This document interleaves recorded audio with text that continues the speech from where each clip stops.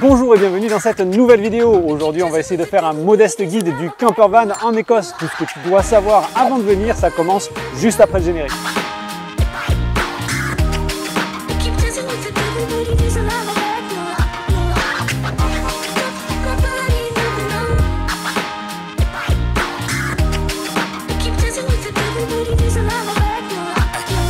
Pour commencer ce mini-guide, voyons brièvement les aspects pratiques. L'Écosse, en anglais Scotland, est un pays constitutif du Royaume-Uni. Couvrant le tiers nord de l'île de la Grande-Bretagne, l'Écosse continentale partage une frontière de 154 km avec l'Angleterre au sud. Autant dire que c'est pas une frontière super large. Elle est entourée par l'océan Atlantique et par la mer du Nord et contient également plus de 790 îles, principalement dans les archipels des Hébrides et des îles du Nord. La majorité de la population, dont la capitale est Édimbourg, vit dans la ceinture centrale du pays. Autant dire que ce pays, d'une surface d'environ 78 000 km² et dont la densité est environ de 69 habitants par kilomètre carré, possède de vastes étendues de parcs naturels et de prairies où les moutons s'en donnent à cœur joie. Les principaux accès à l'Écosse depuis la France, hormis l'avion évidemment, puisqu'ici on va parler de road trip en campervan, sont soit via le tunnel sous la Manche, soit par ferry. Au mois de juin 2022, mes recherches ont révélé que le tunnel sous la Manche est un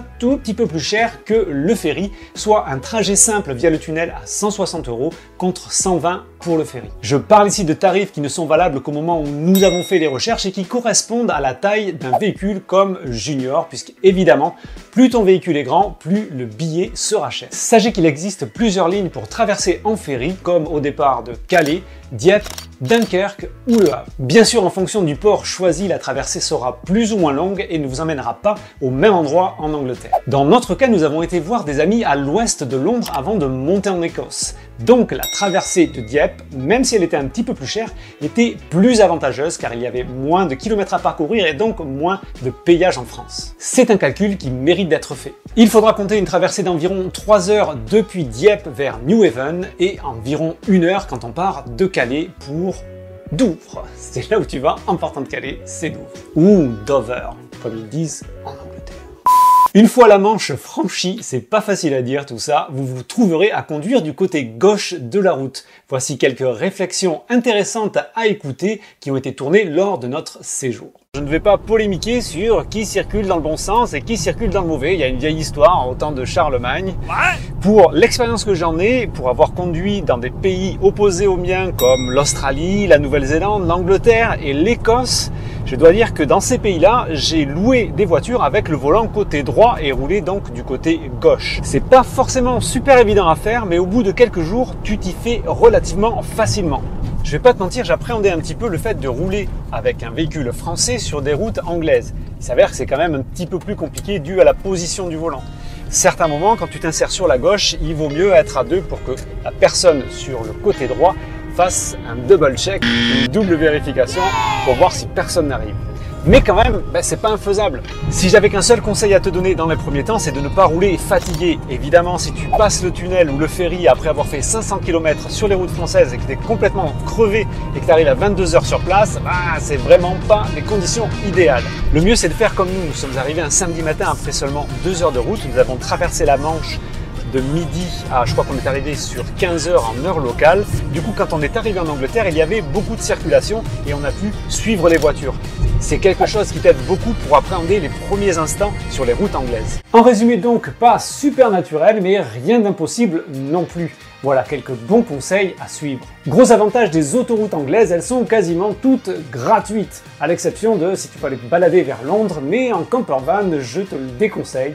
Pour moi, Londres, c'est 3-4 jours, un Ryanair, un BNB et le tour est joué. Si toutes les autoroutes sont quasiment gratuites, eh bien les parkings en revanche ne le sont pas forcément. Tu peux très bien aller te retrouver faire tes courses chez Tesco ou Sainsbury et devoir payer ton parking. C'est pas systématique, mais ça existe. Il y a également quelques routes touristiques dans des parcs naturels pour lesquels tu peux les traverser, mais il faut payer 3-4 livres, c'est pas grand chose, c'est juste pour participer à l'entretien du parc naturel. Et là, je te vois venir, tu vas me demander à combien on roule en Angleterre. Concernant les limitations de vitesse, elles s'expriment en miles et non en km/h comme en France. Mais globalement, ce qu'il faut que tu retiennes, c'est que en ville, c'est à peu près 50 km/h, sur les petites routes entre 80 et 90 km/h, et sur les autoroutes, ça dépend des endroits, mais globalement, c'est 120-130 km/h. Il y a des radars absolument partout. C'est bizarre, ça me rappelle vaguement quelque chose, ces limitations et les radars partout. Bref, c'est relativement similaire à la France. Pour le gasoil, le moins cher que nous ayons trouvé jusqu'ici est chez Tesco, juste derrière moi, à 1,77,9 le prix du litre. C'est peut-être juste le hasard, on a trouvé quelque chose d'à peu près similaire à 1 centime près chez Asda. Et puisque c'était les vacances, nous n'avons pas roulé très vite dans les 90-100 km/h, y compris sur l'autoroute. Et du coup, je peux dire que Junior s'en est super bien sorti d'un point de vue consommation, puisque nous n'avons eu que du 7 à 7,5 litres au 100, en incluant également le chauffage que nous avons utilisé en début de séjour uniquement, dans les 10 premiers jours où nous avons mis globalement le chauffage une petite demi-heure avant de se lever, histoire de sortir de la couette et qu'il fasse bon. Concernant les parkings, je pensais avant de venir en Écosse qu'il allait être très difficile de trouver des parkings gratuits. Il s'est avéré que comme en France, tu en trouves à peu près un petit peu partout. Évidemment, ils sont plus ou moins fun. C'est vrai que quand c'est gratuit, en général, tu en as pour ton argent. De temps en temps, nous sommes aussi arrêtés dans des campings afin d'avoir quelques commodités comme une douche chaude, par exemple, parce que les douches froides à l'arrière du van, ça va quelque temps. C'est bien agréable d'avoir une douche chaude. Les machines à laver, l'électricité et parfois, comme ici, des cadres super sympas. Nous avons dormi en face du Loch Ness. C'était vraiment oufissime. En tout et pour tout, ça fait plus de 2 semaines que nous sommes partis et nous n'avons pris que 4 nuits payantes au Royaume-Uni. En moyenne, ces nuits en camping nous ont coûté entre 16 et 22 livres. C'est pas super cher, surtout que tu as toutes les commodités. Sauf cas exceptionnels, comme par exemple une nuit que nous avons passée au bord du Loch Ness, où là, nous avons payé plus de 50 livres pour une nuit. Concrètement, on n'a vraiment pas regretté d'avoir payé ce prix-là parce que le cadre était un cadre de folie. Nous avions la vue littéralement sur le Loch Ness et franchement, ça a été un vrai régal. Si vous découvrez la chaîne via ce mini-guide, sachez qu'il existe déjà 3 vidéos tournées en Écosse. Il s'agit évidemment du Junior Van Tour, le fameux Van Tour de notre Volkswagen T6. 5 raisons de ne pas venir en camper van en Écosse, lol, et mes 5 objets favoris en van. Évidemment, je ne peux que trop te conseiller le fameux fish and chips en local. Et si comme moi, tu n'aimes pas le poisson, eh bien, solution bis, la sausage and baha. Big up Mickey! Alors évidemment, je te conseille pas de manger ça tous les jours, sinon on rentre à la maison, il va falloir que tu te réinscrives à la salle de sport. Mais franchement, c'est plutôt pas mal. La cuisine indienne est assez présente dans la culture anglaise. On a pris un petit peu ce plat au hasard chez Aldi, me semble. Le chicken pakora. On l'a pris un petit peu au hasard, j'ai juste fait revenir à la poêle. Vite fait, c'est censé aller au four. Et franchement, la sauce qui est là, elle est d'une couleur complètement bizarre, mais c'est un régal. Et bien évidemment, je n'oublierai pas un petit passage quasi obligé dans un restaurant digne de ce nom, comme par exemple Bill's Restaurant, pour avoir un typical English breakfast. Et si tu as encore un tout petit peu de temps, tu passes dans un salon de thé pour avoir un bon café ou un bon thé et une part de carrot cake. Dans la même gamme de prix que Auchan ou Carrefour en France, tu vas trouver en Angleterre soit des Tesco, des Sainsbury ou des Morrisons. Nous venons juste de faire nos courses chez Tesco. Ce n'est pas que j'ai envie de te dire ce qu'il faut que tu achètes, mais on a 2-3 petits trucs un petit peu sympathiques que si toi-même tu viens en Angleterre, tu pourras tester. Tu vas me passer un produit au hasard et on va essayer d'improviser une réaction à la suite. Là, nous avons des vaches qui rient, c'est de Lofinco. Il n'y a rien à dire en particulier, c'est exactement les mêmes qu'en France. Ça, c'est plus pour se marrer. On a des Scotch Eggs. C'est un œuf enrobé dans je sais pas trop quoi, mais bon, c'est plutôt pas mauvais, on essaiera. Là, nous avons un grand classique, les crumpets. Tu as dû probablement voir des images dans d'autres de mes vidéos. C'est pas grand chose, mais si tu connais pas, c'est à découvrir. Tu fais griller dans les 2 faces le matin avec un petit peu de beurre et du Nutella. C'est juste parfait. Ici, rien d'extraordinaire, on a juste un plat indien, mais je voulais te montrer ça parce qu'on a un prix réduit. C'est un petit peu comme en France, quand tu as des dates qui sont limites à 2 ou 3 jours près, ils réduisent les prix, il faut juste tomber dessus et tu gagnes un petit peu de ton budget. Ça, ce sont des chips goût haggis et black pepper. Alors franchement, je ne sais pas si toi-même tu sais ce que c'est que le haggis, mais moi je pense que je ne goûterai pas ça. Voici un exemple de choses dont tu dois t'attendre. Il n'y a pas de pain traditionnel ou pas beaucoup de pain traditionnel. Ne t'attends pas à retrouver ta baguette française dans les magasins anglais. Alors il y a du pain de mie et certains sont meilleurs que d'autres. En l'occurrence celui-ci c'est du Hovis et franchement il est plutôt pas mal. Ça, c'est du lait. Il ne faut aussi pas t'attendre de retrouver du lait comme tu l'entends à la maison avec un lait pasteurisé qui se garde en brique hors frigo. Ici, il n'y a que du lait frais, il se garde au frigo et tu dois juste le savoir.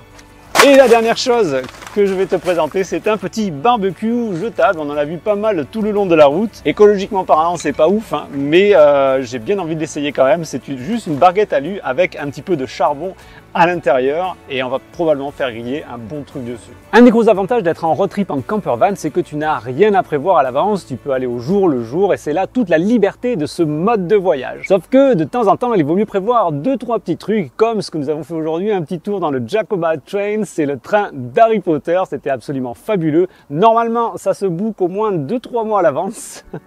C'est pas super souple, mais nous avons eu la chance d'avoir un billet de dernière minute. On est passé sur le petit pont, tu vas voir les images, c'est juste fabuleux. En effet, même si j'adore les road trips en camper van, pour la liberté qu'ils offrent, prévoir 2-3 trucs à l'avance, ça semble être un bon calcul. Un deuxième exemple qui m'a laissé quelques légers regrets, c'est un superbe camping au bord d'un magnifique lac situé dans le parc national des Trossachs. Sorry si je prononce pas de ouf. Trossachs. Le camping est immense, la vue est à tomber, mais les emplacements se réservent à l'avance. Malheureusement, nous n'avons pu faire qu'une brève visite de ce parc. Nous rendre compte qu'y passer la nuit aurait été probablement génial si nous avions réservé à l'avance car tout était complet. En même temps, c'était le week-end du jubilé de la reine, il y avait 2 jours fériés collés à un week-end, il aurait fallu une chance indécente pour avoir un des 20 emplacements disponibles sur les 2 km² que couvre le camping. Tant pis, ce sera pour la prochaine fois. Petite parenthèse pour te faciliter le séjour, si comme nous ton anglais est un petit peu moyen et que tu galères, par exemple, je sais que ça sonne très anglais, mais tu ne chercheras pas de camping, mais un campsite.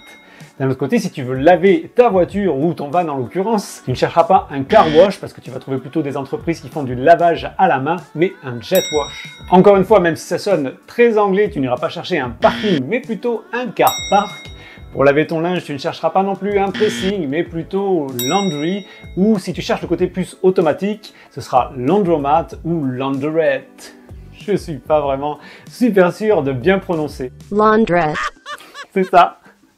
Ça commence à faire quand même un bon nombre d'informations dans ce mini-guide, une véritable mine d'or. Alors, avant de continuer, tu peux considérer de mettre un petit pouce vers le haut, t'abonner, partager ou alors de cliquer sur le super merci juste en dessous pour me payer un café. Ce n'est pas du tout obligatoire, mais ça fait toujours plaisir. Dernière étape et pas des moindres avant de te laisser reprendre la vie normale, ce sont les points d'intérêt, où aller et que faire en Écosse. D'abord, les activités, naturellement, rando en plein air, pêche et nautisme sur la Pléiade de lacs sont une première évidence. Pour ceux d'entre vous qui aiment le sport, inutile de souligner la possibilité d'aller voir un match de foot ou de rugby ici ou là, mais clairement sans oublier ceux d'entre vous, certes, un petit peu moins nombreux, qui aiment le golf, la possibilité d'aller faire un parcours sur l'un des 550 golfs du pays, dont certains sont mythiques. Nous avons fait une boucle en passant par Glasgow, sommes remontés par la région des lacs jusqu'au Loch Ness et avons redescendu la côte est pour rentrer, en passant notamment par Aberdeen, qui, je dois le dire, était un